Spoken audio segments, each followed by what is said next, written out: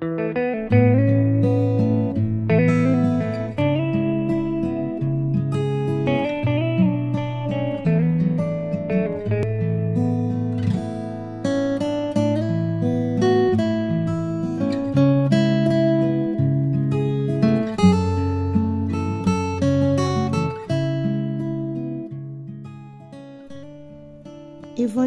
de Jésus-Christ selon saint Luc.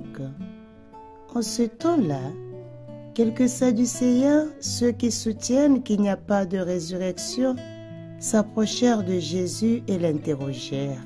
« Maître, Moïse nous a prescrit, si un homme a un frère qui meurt, en laissant une épouse mais pas d'enfant, il doit épouser la veuve pour susciter une descendance à son frère.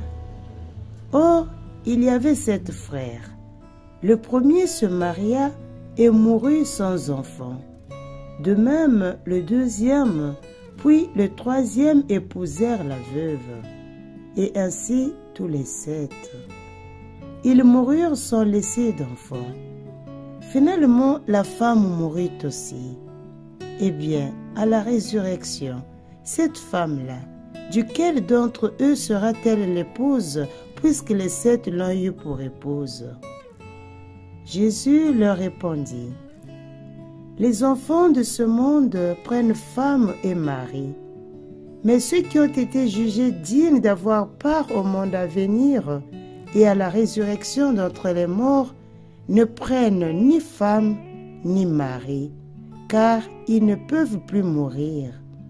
Ils sont semblables aux anges.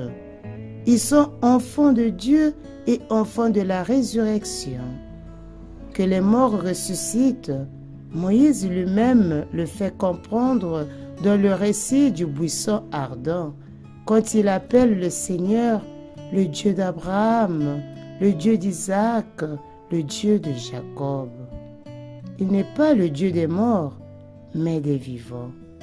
Tous, en effet, vivent pour lui. Acclamons la parole de Dieu. Louange à toi, Seigneur Jésus.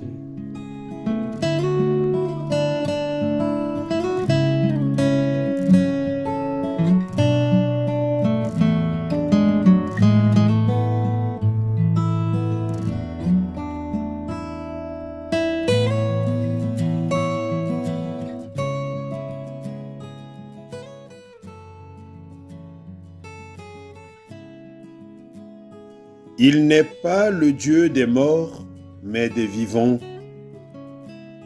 L'exemple présenté à Jésus par les Sadducéens, celui de la femme qui avait 7 maris, est un exemple délibérément extrême et pratiquement impossible à vérifier. Et pourtant, c'est ainsi que discutaient les rabbins de l'époque et aussi la casuistique catholique lorsqu'il s'agissait de morale, c'est-à-dire vérifier chaque hypothèse de comportement pour décider de la bonne voie. L'exemple ci-dessus était basé sur l'hypothèse que chaque homme pouvait avoir un fils qui continuerait sa lignée, perpétuant le nom et aussi les biens matériels. Par conséquent, la femme du défunt a été épousée par son frère et le premier enfant mâle qui est né a été considéré comme le fils du défunt et a hérité de ses biens. Jésus ramène cependant la discussion au point de départ en répondant à la position des Sadducéens qui ne croyaient pas à la résurrection des morts et qui, avec un raisonnement typique de la discussion rabbinique, déclarent que les morts ressuscitent. Moïse l'a également signalé à propos du buisson lorsqu'il dit « Le Seigneur est le Dieu d'Abraham, le Dieu d'Isaac et le Dieu de Jacob. Dieu n'est pas des morts, mais des vivants, car tous vivent pour lui. » Ainsi donc, chers frères et sœurs, très chers abonnés de 3 minutes d'évangile, vous qui nous suivez au quotidien, en ce 32e dimanche du temps ordinaire de l'année liturgique C, l'Évangile nous invite en ce qui concerne la façon dont nous serons au ciel après la résurrection de nos corps, Jésus dit que ce ne sera plus comme maintenant que nous vivons sur cette terre où nos relations sont liées à la perception de nos sens. Voir, toucher, parler, manger. Au lieu de cela, ce sera d'une manière plus angélique. Et la relation sera avec tout le monde, pas seulement avec nos parents et amis. Cela ne signifie pas que nous n'aurons plus de relation avec nos proches, mais qu'en Dieu, tout le monde sera mon frère et ma sœur. C'est donc une façon de nous dire qu'il y a une vie après la mort et que nous avons tous une place dans cette vie avec Dieu.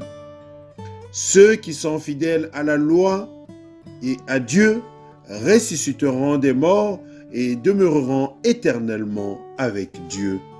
À tous et à toutes, bon dimanche, le Seigneur soit avec vous.